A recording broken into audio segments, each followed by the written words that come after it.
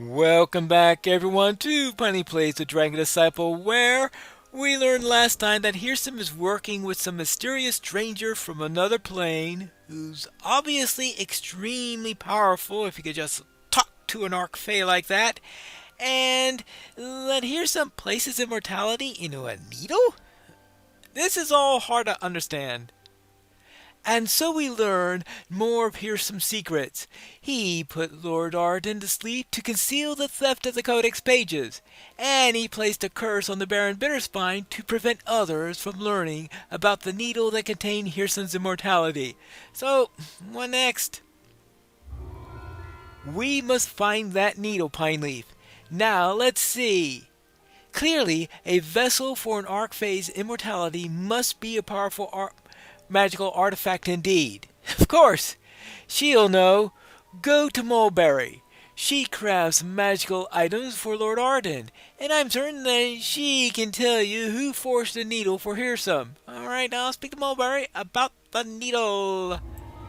And it certainly wasn't done by Pineleaf Needles. Right? That's it. Is it a sewing needle, or is it a pine needle that the magic was put into? A needle? A needle? Imbued with Hearsome's immortality? Interesting. Strange. Unique. How about a knitting needle? A custom job. The Archfey's not messing around. Immortality is serious stuff. Means one thing. The best. The Thornwright. Okay, and what are you talking like that? And who is this Thornwright? Big people! Fine. I'll talk slow. Do you understand?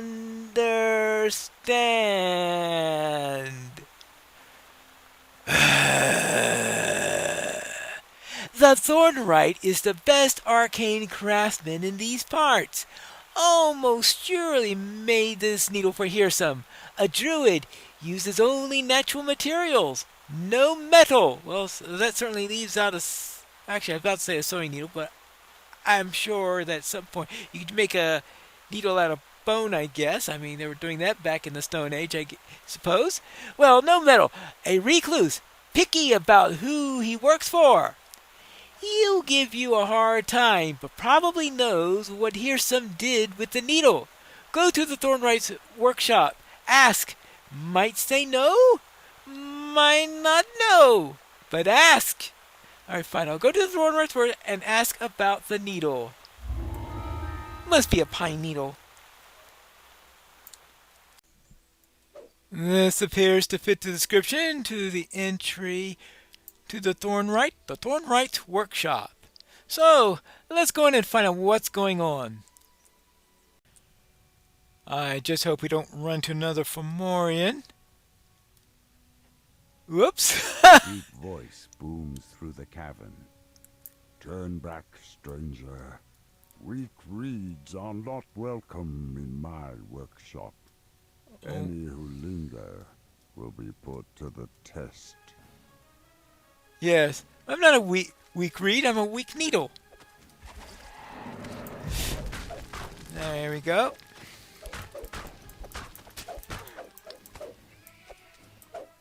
Now, let's go and see if we can find this Thornwright.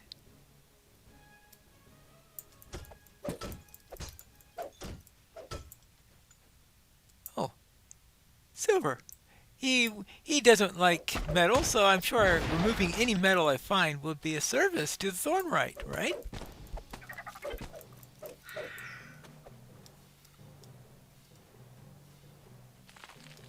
Whoops.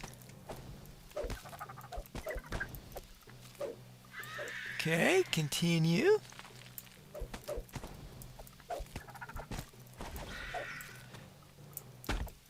Open! Well, see, I'm testing the reeds here to make sure that A they're not dryad leaps weak. from the tree. Sensing your surprise, she motions for you to speak with her. All right. Held, stranger!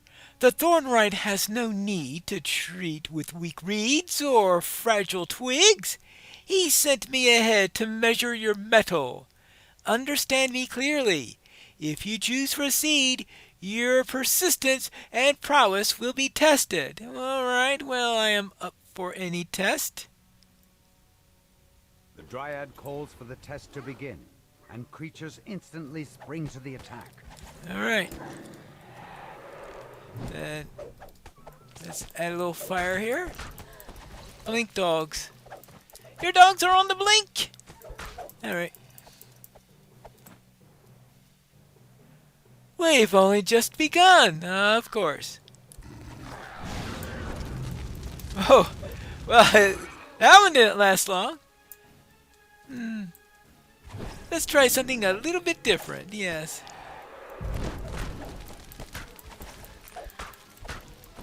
Okay, there you go. I'd stop now if I were you. What do you mean? I'm just warming up. Oh, speaking of warming up. Oopsie-daisy.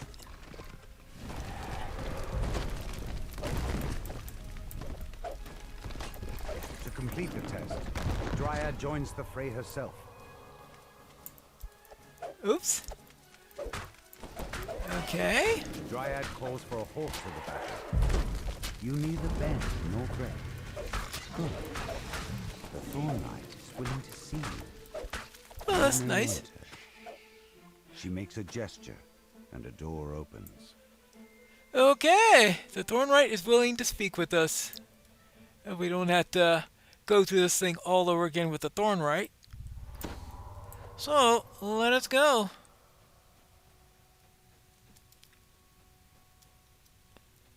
A gnarled woodwode carefully picks through a pile of brambles, plucking out the largest and sharpest thorns.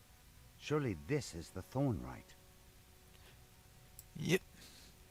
Well then, let's see what she has to say. You've passed my test, Sprig. It has brought you a moment of my time. Now speak quickly, and be gone.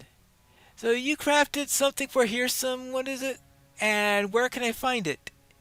Oh, a bold little sprig indeed!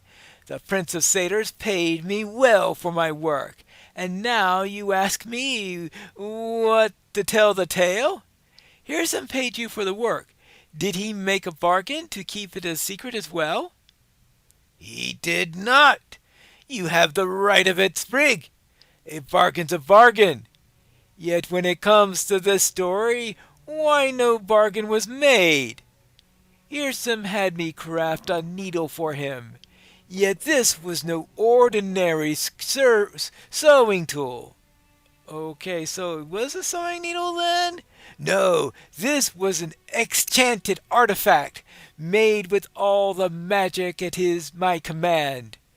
One part of this needle could drain the Archfae's immortality, and store it up in the needle safe and sound. Oh, one prick of the needle, yes.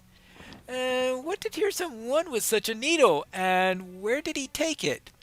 Hearsome said that he required the magic needle to pass for a mortal, as part of some scheme of his. I paid little heed. That one has so many plots and plans, they blow right through my branches. Though I do remember one thing. After I delivered the needle, he looked at it thoughtfully, then asked me the way to the treasure grove. If you seek the needle, look for it there. Thanks. I will look for this needle in the grove. Thornwright explains that he crafted a magic needle for Hearsome. A needle that now contains Hearsome's immortality. The Prince of Satyrs then took that needle to some place called the Treasure Grove. Okay, well, nothing exciting in that chest, but it was a short adventure. And not much fighting in it, so I will presume then that there probably isn't much. Now the question is, would I run into anything interesting if I had taken any of the other paths? Because I don't normally check out those other paths. But there's always a possibility. Well, Oh, we do get a couple of bugs. There we go. Actually, might as well go back to my usual layout since I don't necessarily. There you go. Oops. And since I'm not in the Prince of Frost area anymore.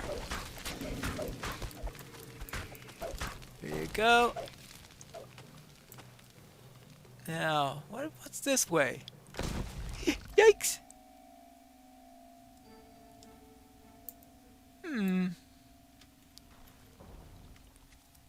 Okay.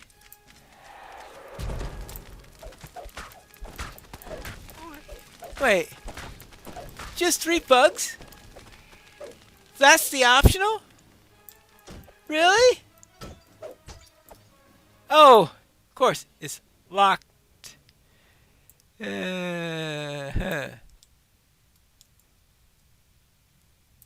Well, where's my...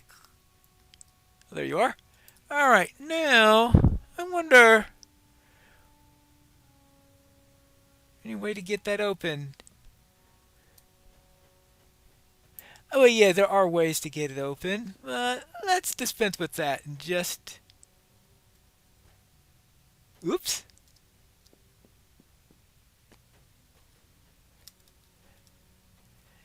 Just move along now and see if there's anything else interesting. Okay, so it's not that.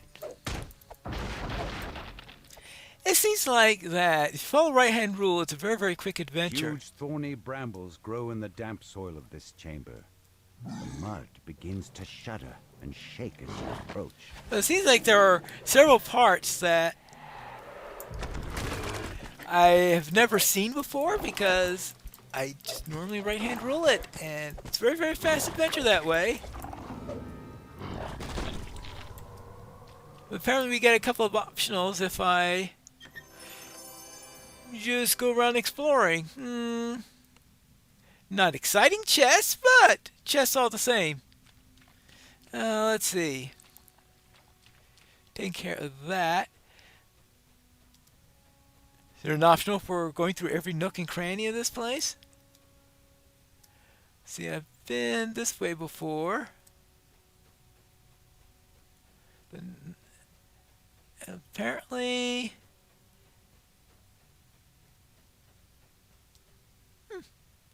Maybe that's it.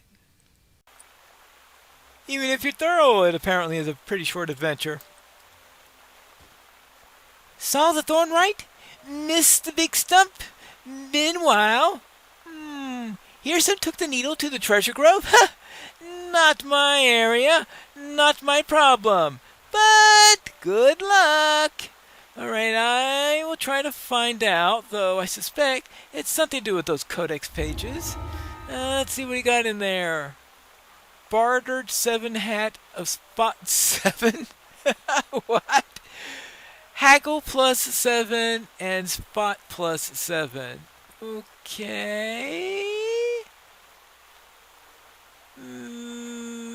But that's compared to my current one. I think I like my current one a little bit better.